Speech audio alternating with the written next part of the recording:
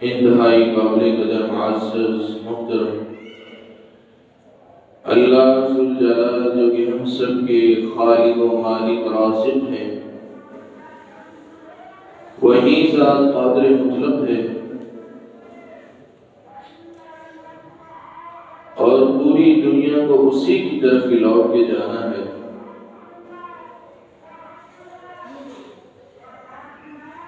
انسان جب اس دنیا میں آتا ہے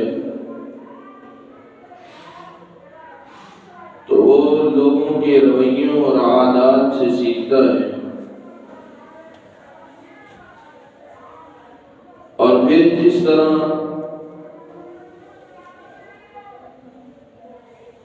لوگ اسے رنگ دکھاتے ہیں وہ انہیں میں ڈھل جاتا ہے۔ انسان کی عقل جب پختہ ہوتی ہے اس وقت بھی اسے سمجھ آتی ہے کہ میں نے زندگی میں کیا کرنا ہے، اور اس وقت اس کے دو مقصد ہوتے ہیں۔ سب سے پہلا مقصد اس کا یہ ہوتا ہے کہ اگر تو وہ امیر ہے، دولت مند ہے، تو وہ یہ سمجھتا ہے کہ میرے پاس اتنا مال اور آ جائے، یا وہ یہ سمجھتا ہے کہ جو مجھ سے بھی زیادہ امیر ہے میں اتنا بڑا بن جاؤں، اتنا بڑا دولت مند بن جاؤں، اور جو بیچارہ غریب ہے اس کی صرف دو ہی خاصیت رہ جاتی ہے۔ غریب یہ چاہتا ہے کہ میں بھی دولت مند بن جاؤں اور لوگ میری بھی عزت کریں، میری بھی واہ واہ، کہ میں بڑا بن جاؤں، اس کی طرح میرے بھی ٹھاٹ ہو، میرا بھی کوئی رتبہ اور مقام ہو۔ تو 50% لوگ مال کمانے میں کامیاب ہو بھی جاتے ہیں، اور بعض اوقات ناکام ہی رہتے ہیں، اور جب وہ بیچارہ دیکھتا ہے کہ مال کمانے میں تو بڑا وقت لگ جائے گا، تو کوئی ایسا شارٹ کٹ طریقہ ملنا چاہیے کہ جس کے ذریعے میں لوگوں کے سامنے ایسا لگوں کہ میرے پاس بھی مال ہے، میں بڑا امیر ہوں، دولت مند ہوں۔ تو اپنے دل میں دوسری حسرت پالتا ہے کہ جس طرح یہ لوگ ایک دولت مند انسان کی عزت اور رتبے کو دیکھ کے واہ واہ کرتے ہیں اور اس کے ٹھاٹ کو دیکھ کے رشک کرتے ہیں، مجھے بھی دیکھ کے لوگ میری بھی عزت کیا کریں، تو پھر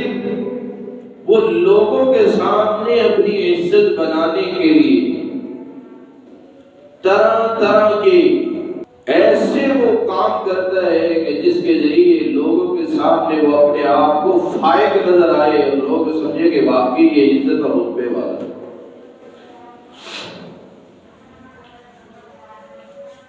اور معاشرے کے اندر جہاں جہاں بھی اسے پتہ چلے گا کہ یہاں پہ عزت بنانے کا موقع ہے تو وہ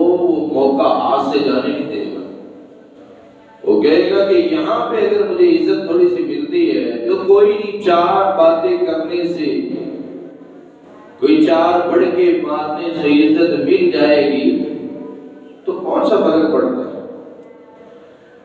تو وہ وہاں بھی عزت حاصل کرنے کے لیے اپنے آپ کو سب سے آگے کرے گا،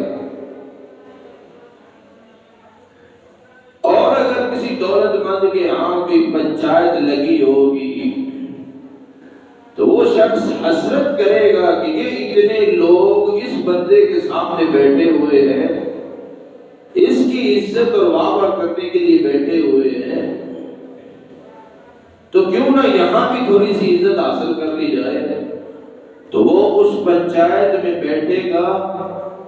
اور پھر اس دولت مند انسان کے ساتھ ٹیک لگا کے بیٹھ جائے. اور اس کی وجہ اور کچھ نہیں ہوتی، وجہ یہ ہوتی ہے کہ مجھے بھی ان کے سامنے عزت اور احترام والا سمجھا جائے. اور دوسری بات یہ ہوتی ہے کہ پھر اس کے کانوں میں پھونکے مارنا شروع کر دیتا ہے کہ وہ اس طرح کا ہے، یہ اس طرح کا ہے. تو اس طرح کی باتیں کرتے کرتے وہ شخص ان پنچایت میں بیٹھے لوگوں کو یہ شو کروا رہا ہوگا، یہ سمجھ رہا ہوگا کہ یہ لوگ دیکھیں گے تو کہیں گے کہ واقعی یہ بھی کوئی عزت احترام والا بندہ ہے جو اتنے ہینڈ لارڈ بندے کے پاس بیٹھا ہوا ہے اور اس کے کانوں میں پتہ نہیں کیا پھونکے مار رہا ہے اور وہ بھی بڑے تحمل سے اس کی بات سن رہا ہے. تو وہ تو اپنے نمبر بنانے کے لیے بیٹھا ہوا.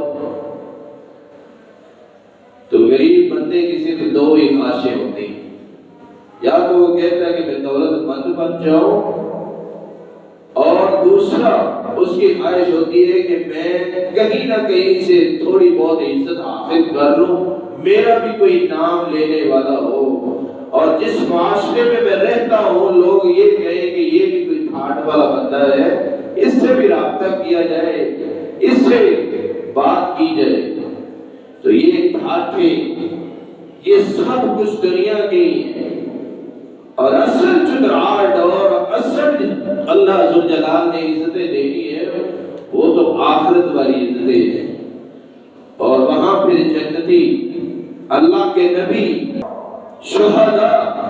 صالحین یہ بھی رشک کریں گے اس وقت کہ اللہ نے اس بندے کو اتنی عزتوں سے نوازا. جب اللہ رب العزت اپنے بندوں کو نور کے ممبروں پہ بٹھائے تو اللہ رب العزت ہمیں آخرت کی تیاری کرنے کی توفیق عطا فرمائے. اور ہم یہ سمجھنا شروع کر دیتے ہیں کہ دنیا کے اندر عزت کمائی جائے، اور عزت کمانے کے لیے انسان پھر کوئی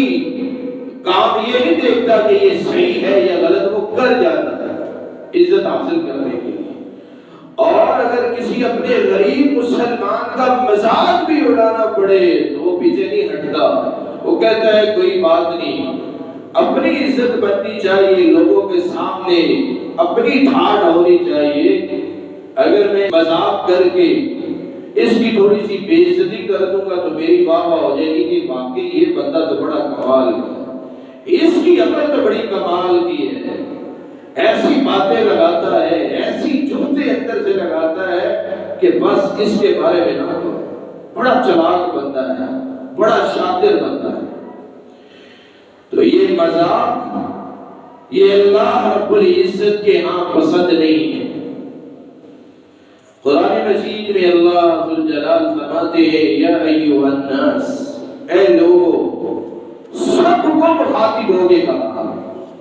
اِنَّا خَلَقْنَاكُم مِّن ذَكَرٍ وَأُنثَىٰ، کہ ہم نے تمہیں ایک والد اور ایک والدہ، ایک ماں اور ایک باپ سے پیدا کیا. تم سب کے سب آدم اور حوا کے بچے ہو، تم سب ایک ہو، تمہارے اندر کوئی فرق نہیں ہے. وَجَعَلْنَاكُمْ شُعُوبًا وَقَبَائِلَ لِتَعَارَفُوا، اور البتہ یہ تمہاری برادریاں اور جو قبیلے بنائے ہیں یہ تمہاری پہچان کے لیے بنائے ہیں تاکہ ایک دوسرے سے تعارف کروانے میں تمہیں آسانی رہے کہ یہ بلوچ صاحب ہے تو یہ راجپوت ہے، یہ ملک ہے تو یہ ارائیں ہے. تعارف کے لیے اللہ ذوالجلال نے یہ برادریاں بنائی ہیں، یہ قبیلے بنائے ہیں، ان کے علاوہ کچھ نہیں ہے. اور رسول اللہ صلی اللہ علیہ وآلہ وسلم آپ نے وارننگ دی تھی کہ کہ زمانہ جاہلیت کے 4 کام میری امت ہمیشہ کرتی رہے گی، ان کو چھوڑے گی نہیں۔ سب کچھ سیکھنے کے بعد، ساری تعلیمات حاصل کرنے کے بعد پھر بھی یہ امت 4 کام کرتی رہے گی، ان کو چھوڑے گی نہیں۔ اور ان میں ایک کام یہ بھی ہے برادری کا۔ آج ہر شخص یہ سمجھتا ہے کہ میرا تعلق جس برادری یا قبیلے سے ہے، مجھ سے بڑھ کے کوئی عزت والا تو ہو نہیں سکتا۔ جس برادری سے میرا تعلق ہے اس سے بڑھ کے کوئی نہیں ہے۔ اور دوسرے کہیں گے کہ ساری خامیاں، جتنی برائیاں ہیں وہ اس برادری میں، تو تیسرا کہے گا ہمارے جیسا کوئی ہے تو لا کے دکھاؤ۔ تو یہ خاندانوں اور برادریوں میں فخر اور غرور اور دوسری برادریوں کو الزام تراشیاں، تانے اور عیب، یہ بہت بڑا جرم ہے، اس سے بچنا چاہیے۔ تو اللہ رب العزت نے پہلے بتا دیا ہے کہ یہ جو لوگ دوسری برادری والوں کو گالیاں دیتے ہیں، عیب نکالتے ہیں ان کے، اللہ رب العزت نے سمجھا دیا ہے کہ یہ تعارف کے علاوہ کچھ نہیں ہے۔ ان اکرمکم عند اللہ اتقاکم، اللہ رب العزت کے ہاں اگر کوئی عہدہ اور منصب ہے تو وہ تقوی کی بنیاد پہ۔ تو اگر تقوی ہے تو اللہ رب العزت کے ہاں بھی عزت ہے۔ اگر تقوی نہیں ہے تو پھر انسان جو مرضی کرتا رہے، اپنے آپ کو یہ سمجھاتا پھرے کہ میں عزت والا ہوں، وہ عزت والا نہیں ہو سکتا۔ تو مکے کے جتنے بھی سردار ہیں بڑے بڑے، اگر سینکڑوں کی تعداد میں لائن میں کھڑے ہوں اور دوسری طرف مقابلے میں بلال حبشی رضی اللہ تعالی عنہ وہ کھڑے ہوں، تو وہ مکے کے بڑے بڑے سارے سردار حضرت بلال حبشی رضی اللہ تعالی عنہ کے قدموں کے نیچے ہیں۔ حضرت بلال کے پاس کیا ہے؟ وہ چیز ہے جو ان سرداروں کے پاس نہیں ہے، تقوی۔ اور یہ سردار جو ہے مکے کے قریش والے، رسول اللہ صلی اللہ علیہ وآلہ وسلم کے خاندان سے تعلق رکھنے والے سردار بھی ہیں، مکہ کے اندر چتراہٹ بھی ہے، سب کچھ ہے، لیکن پھر بھی سارے کے سارے جہنم رسید ہو گئے۔ اس لیے کہا کہ اپنی اپنی برادریوں میں فخر نہ کرنا، اور یہ نہ ہو کہ اپنی برادری اور قبیلے میں فخر کرتے کرتے بعض اوقات انسان اپنی زبان سے ایسا جملہ بھی بول دیتا ہے کہ اللہ رب العزت کے ہاں وہ بہت بڑا ہوتا ہے، اور انسان جہنم کے سب سے نچلے کڑے میں چلا جاتا ہے۔ ایک تو انسان سوچ سمجھ کے بولتا ہے، سوچ سمجھ کر کسی کو گالی دیتا ہے، اور بعض اوقات ایسا جملہ بھی بولتا ہے کہ اس نے سوچا بھی نہیں۔ ان الرجل لیتکلم بکلمۃ، آپ صلی اللہ علیہ وسلم فرماتے ہیں انسان ایک ایسا جملہ بولتا ہے، کوئی لمبی چوڑی تقریر نہیں کی، لا یلقی لہا بالا، اور دل میں اس نے سوچا بھی نہیں کہ میں نے کیا کہا ہے، اور اگر وہ جملہ اللہ ذوالجلال کی رضا کے لیے ہوا تو وہ انسان جنت پا لے گا، اور اگر وہ جملہ اللہ ذوالجلال کی ناراضگی والا ہوا، غلط جملہ بولا، یہوی بہا فی النار ابعد ما بین السماء والارض، تو جہنم کے اندر اتنا گہرا گرتا ہے کہ جتنا آسمان سے لے کر زمین تک کا فاصلہ ہے۔ تو ہمیں بولنے میں بھی یہ چیز سمجھنی چاہیے کہ ہم اپنی زبان سے کیا بول رہے ہیں، اور اپنی زبان کو کنٹرول میں رکھنا سیکھے۔ جہاں اس کو چلانا ہے سوچ سمجھ کر چلائے، اور اگر سوچ سمجھ کر نہیں چلایا تو بعض اوقات انسان کی زبان سے ایسا جملہ نکل جاتا ہے کہ جس سے اللہ ذوالجلال کی ناراضگی کا انسان باعث بن جاتا ہے۔ اللہ رب العزت ہمیں سمجھنے کی توفیق عطا فرمائے اور سوچ سمجھ کر اپنی زبان کو حرکت دینے کی توفیق عطا فرمائے۔ رسول اللہ صلی اللہ علیہ وآلہ وسلم آپ نے فرمایا، من كان يؤمن بالله واليوم الآخر، وہ شخص جو اللہ پر ایمان رکھتا ہے، آخرت پر ایمان رکھتا ہے، اور یقین رکھتا ہے کہ کل کو قیامت کے دن اللہ ذوالجلال کے ہاں پیش ہونا ہے، اللہ رب العزت کے ہاں حساب و کتاب بھی ہونا ہے،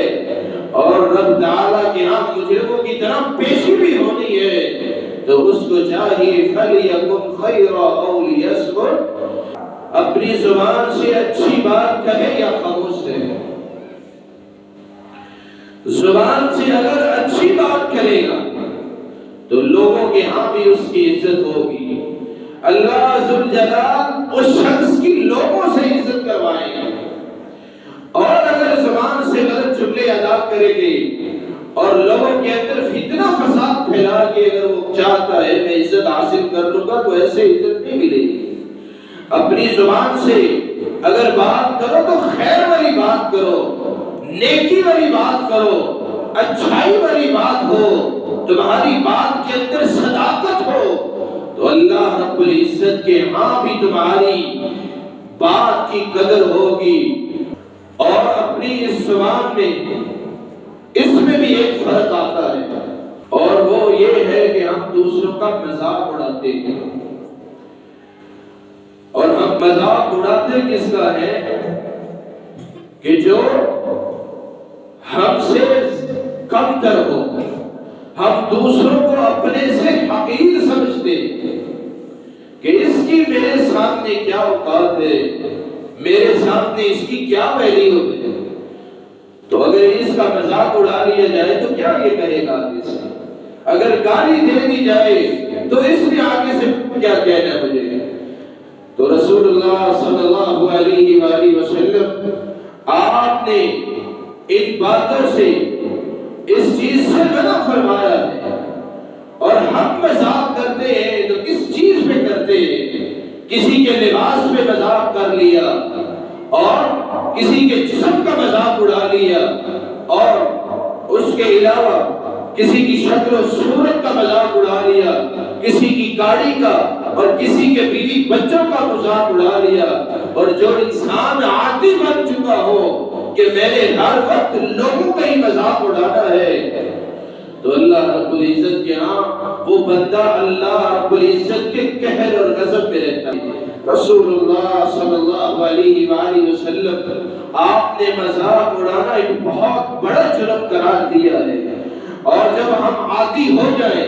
تو فیس بک پر بھی بیٹھے ہو تو ہمارے سامنے پوسٹ آ جائے، چاہے وہ کتنی ہی بڑی ہستی کیوں نہ ہو، تو اس کے اوپر بیٹھے ہوتے ہیں تبصرہ کرنے والے، اور بڑے بڑے مفسر بیٹھے ہوتے ہیں اور مذاق اڑا رہے ہوتے ہیں اور اپنے ایمان کی بربادی کر رہے ہوتے ہیں۔ تو ابھی رجب شروع ہے، تو اس کے اندر بھی کچھ لوگ جو ہے وہ مذاق اڑائیں گے کہ رجب کے کنڈے 22 رجب کو حضرت میر معاویہ رضی اللہ تعالی عنہ کی وفات پر دشمنان اسلام جشن منائیں گے، اور اس کو رجب کے کنڈے کہہ کر لوگ پھر کھیرے کھاتے ہیں اور وہ بھی کچی پیالیوں کے اندر، تو اس کو کہتے ہیں رجب کے کنڈے۔ تو وہ صحابی جس کو محمد الرسول اللہ صلی اللہ علیہ وآلہ وسلم نے دعا دی ہو، اللہم اجعلہ ہادیا ومہدیا، اے اللہ میرے معاویہ کو رہنما بنا دے اور اس کو رہنمائی کرنے والا بنا دے۔ تو وہ صحابی جس کے بارے میں سرکار رسول محمد مصطفیٰ صلی اللہ علیہ وآلہ وسلم آپ دعا دے اور لوگ سوشل میڈیا پہ بیٹھ کے ان کے اوپر تبصرہ کر رہے ہیں اور مذاق اڑا رہے ہو اور اپنے ایمان کی بربادی اس وقت کر رہے ہوتے ہیں، تو رسول اللہ صلی اللہ علیہ وآلہ وسلم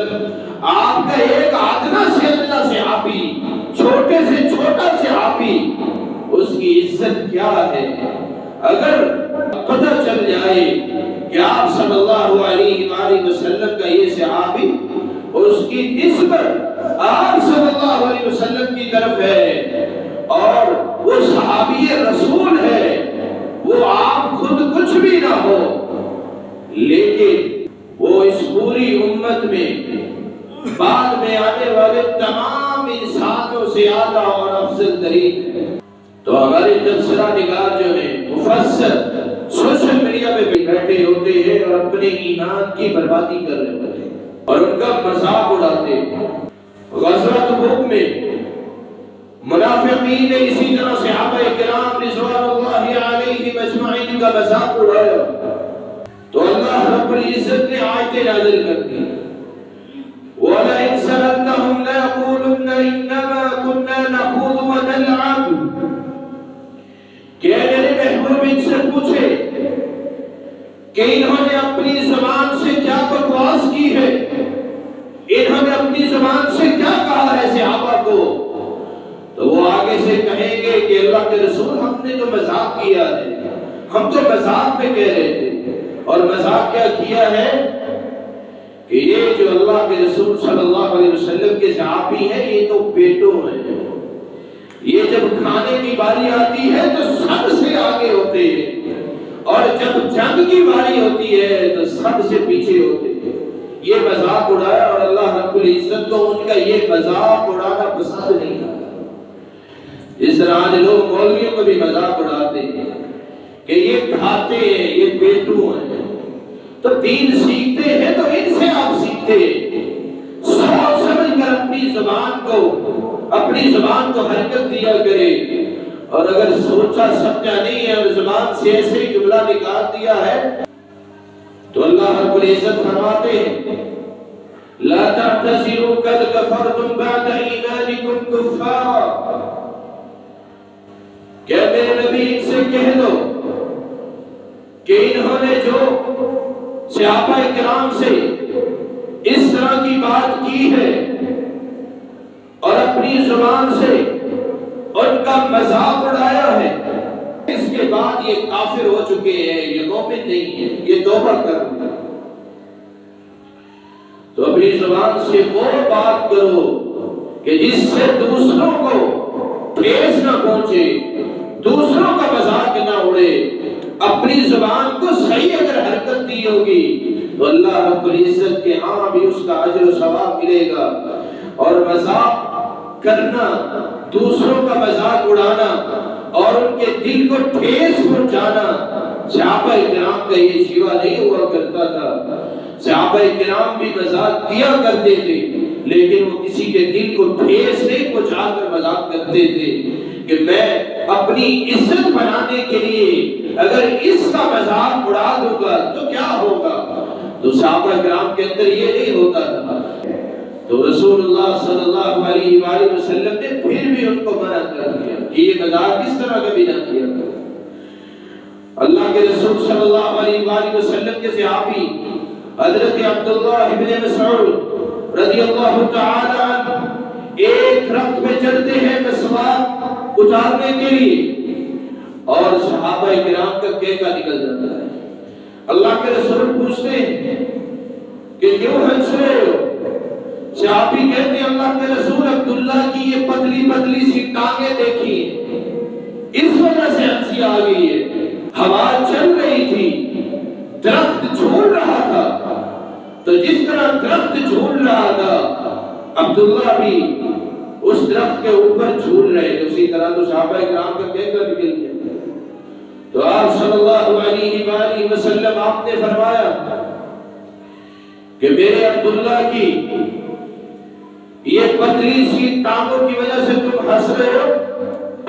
وزنی نہ ہونے کی وجہ سے تم ہنس رہے ہو، قیامت کے دن یہ عبداللہ کی ٹانگیں یہ احد پہاڑ سے بھی زیادہ وزنی ہوگی۔ تو آپ صلی اللہ علیہ وسلم نے اپنے صحابہ کو بھی مذاق کرنے سے منع کر دیا، تو سوچ سمجھ کر بولیں، اس لیے مذاق اڑاتے وقت سوچ لیا کریں کہ ہم کیا کر رہے ہیں اور اپنی زبان سے کیا بول رہے ہیں۔ عمر بن عبد العزیز رحمہ اللہ تعالی عنہ سے کسی نے پوچھا کہ ہم لوگوں کے ساتھ کیسا رویہ اختیار کریں،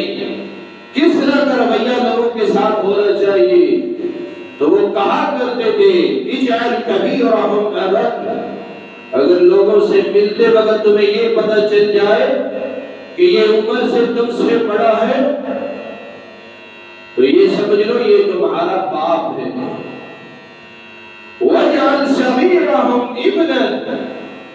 اور اگر تمہیں پتہ چل جائے کہ یہ عمر میں مجھ سے چھوٹا ہے تو یہ سمجھ لو کہ یہ میرے بچوں کے جیسا ہے، وَاجْعَلْ أَوْسَطَهُمْ نَاصًا، اور اگر لوگوں سے ملتے وقت تمہیں یہ پتہ چل جائے کہ یہ میرا ہم عمر ہے تو یہ سمجھ لو کہ یہ میرا بھائی ہے، تو پھر آپ مذاق کس کا اڑاتے ہیں؟ رسول اللہ صلی اللہ علیہ وآلہ وسلم آپ نے مذاق اڑانے سے لوگوں کو منع کیا، اور جب انسان مذاق کرتا ہے تو یہ نہ سمجھے کہ یہ مذاق جو ہے میں نے کر دیا ہے تو اس کا کیا ہوگا، یہ لوٹ کر بعض اوقات انسان کے واپس بھی آتا ہے، اور ایک وقت ایسا ہوتا ہے کہ انسان خود مذاق بن جاتا ہے۔ اسی طرح ایک سلف صالحین میں سے ایک بزرگ جو بہت بڑے تاجر ہیں، عبادت گزار بھی ہیں، لوگوں کو تعلیم دینے والے، ایک وقت ایسا آتا ہے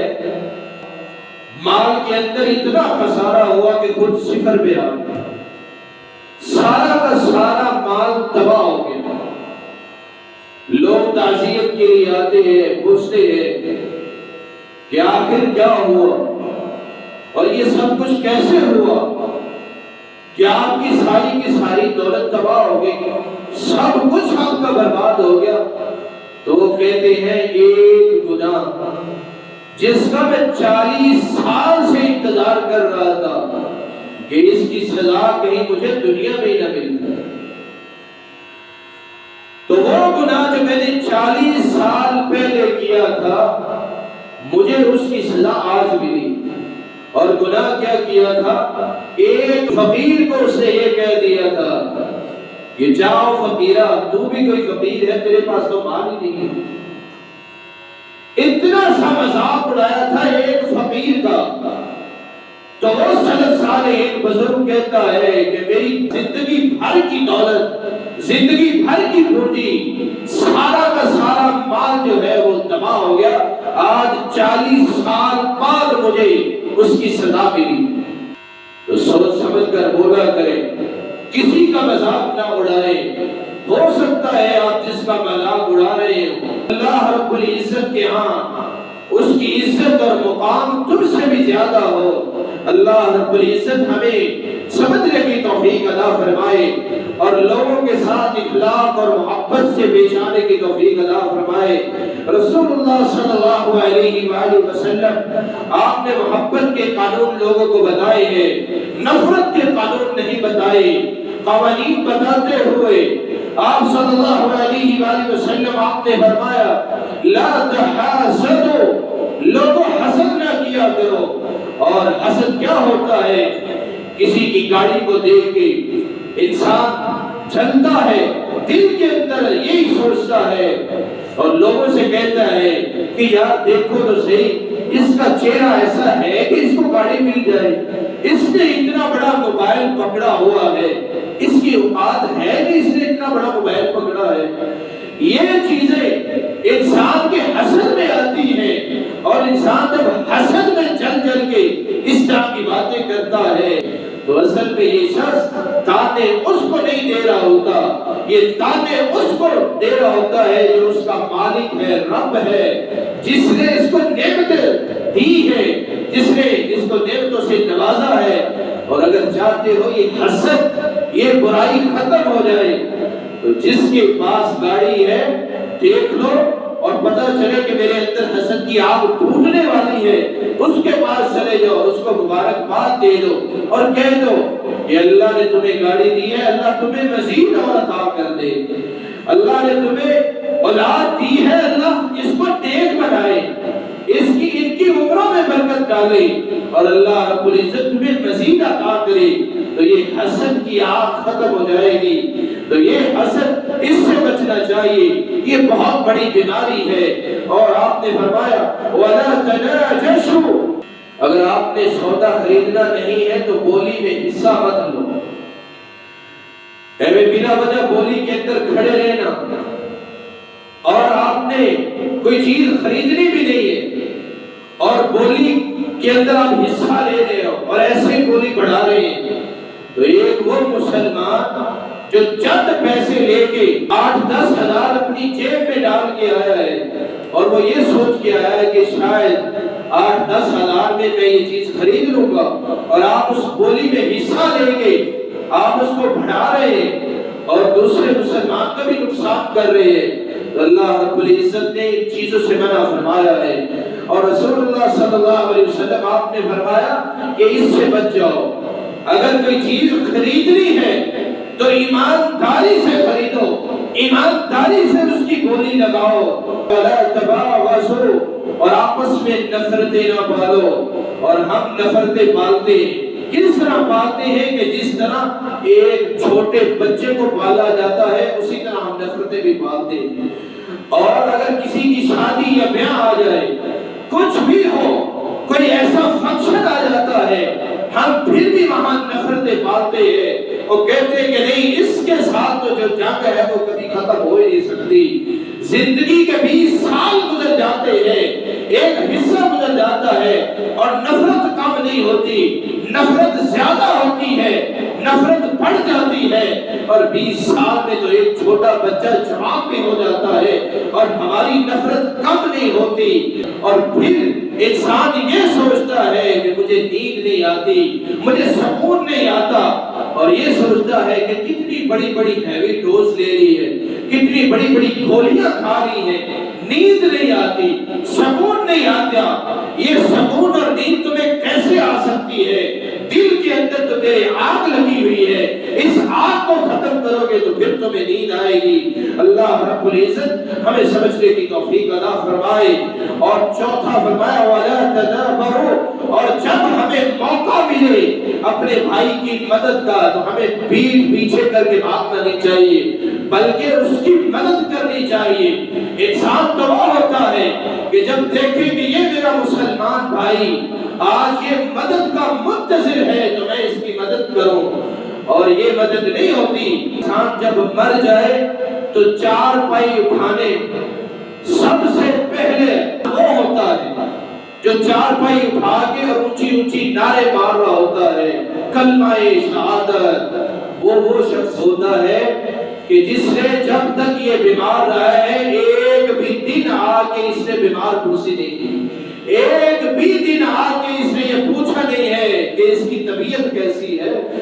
تو وہ شخص جب وہ مر جاتا ہے تو 4 پائی پکڑ کے سب سے آگے نعرے مار رہا ہوتا ہے کلمہ شہادت، کہ سن لو میں بھی آ گیا ہوں، اور پتہ چلتا ہے کہ تو بھی آ گیا، تیری مہربانی تو بھی آ گیا۔ اللہ رب العزت ہمیں سمجھنے کی توفیق عطا فرمائے۔ وَلَا يَبِيعَ أَحَدُكُمْ عَلَى بَيْعِ حَدٍّ، جب دو بندے سودا کر رہے ہو تو بیچ میں تیسرے بندے کو ٹانگ نہیں اڑانی چاہیے کہ تیسرا بندہ یہ کہے کہ اس کے یہ کیوں سودا کر رہا ہے، میں جا کے سودا کر رہا ہوں۔ تو آپ صلی اللہ علیہ وسلم نے منع کیا اس چیز سے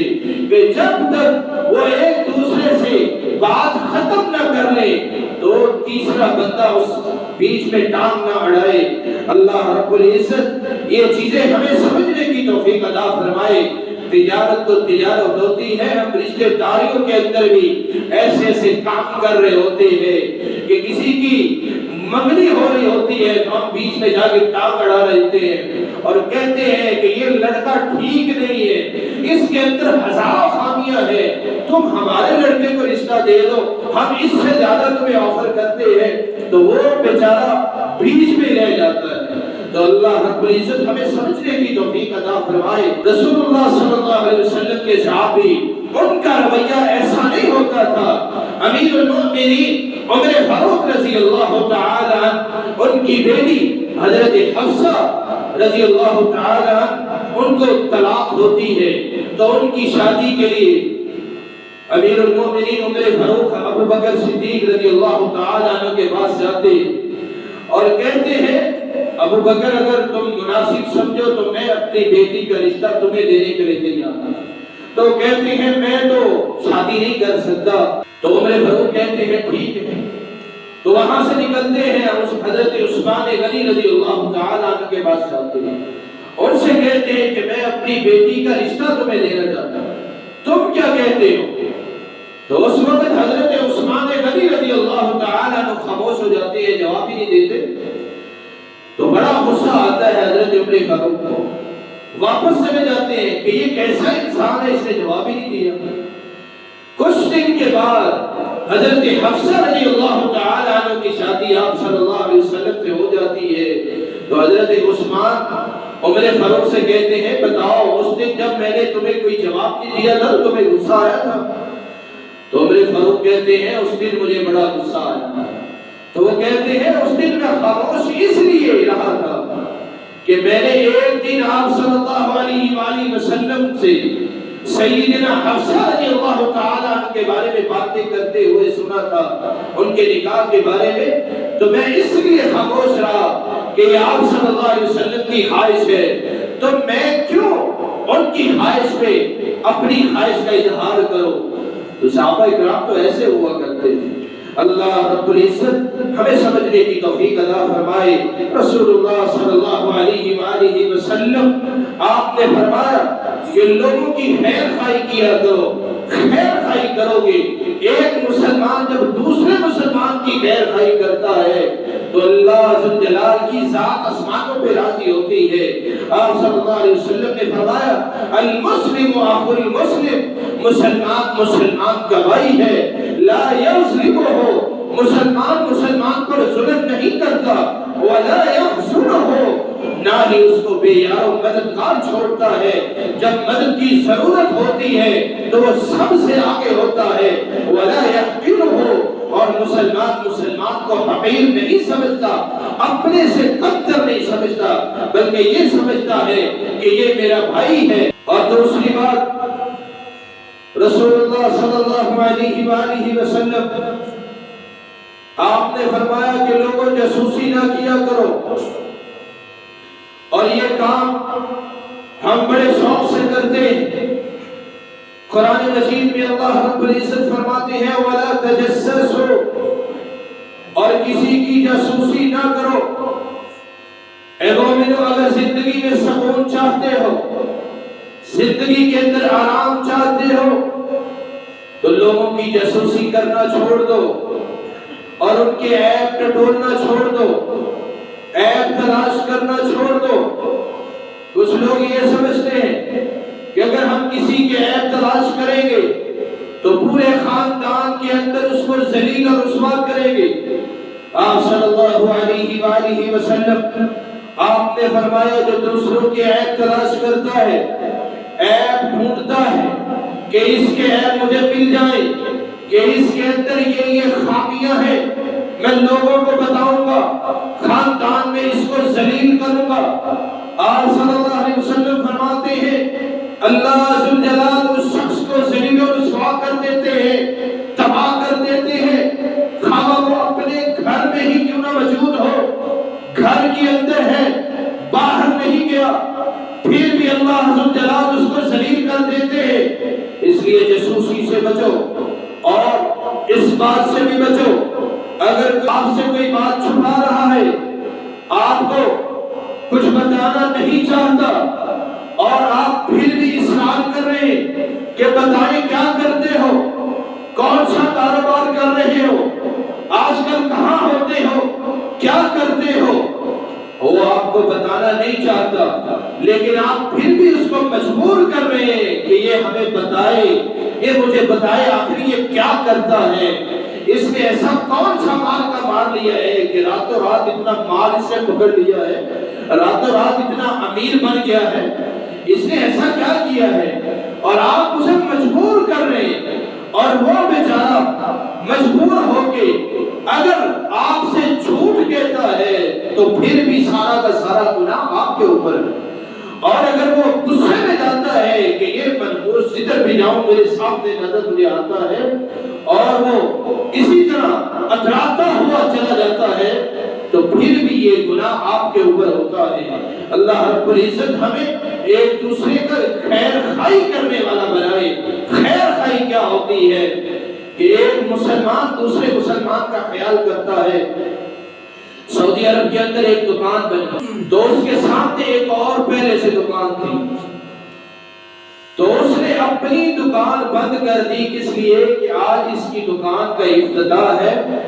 تو میں بھی اس افتتاح کے اندر شامل ہو جاؤں گا، جو میرے سارے گاہک ہیں اس کے پاس چلے جائیں۔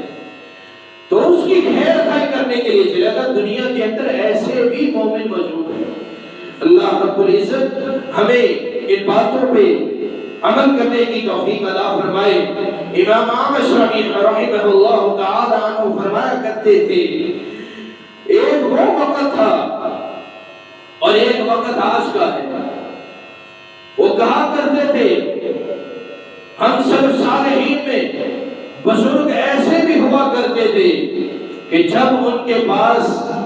اگر کوئی شخص ان کا پتہ پوچھنے کے لیے جاتا تو وہ یہ کہتے تھے کہ آپ کا کیا حال، تو وہ آگے سے کہہ دیتا الحمدللہ۔ تمہارے بیوی بچے کیسے ہیں، تو کہتا الحمدللہ۔ تمہارا کاروبار کیسا چل رہا ہے، تو وہ آگے سے کہتا الحمدللہ۔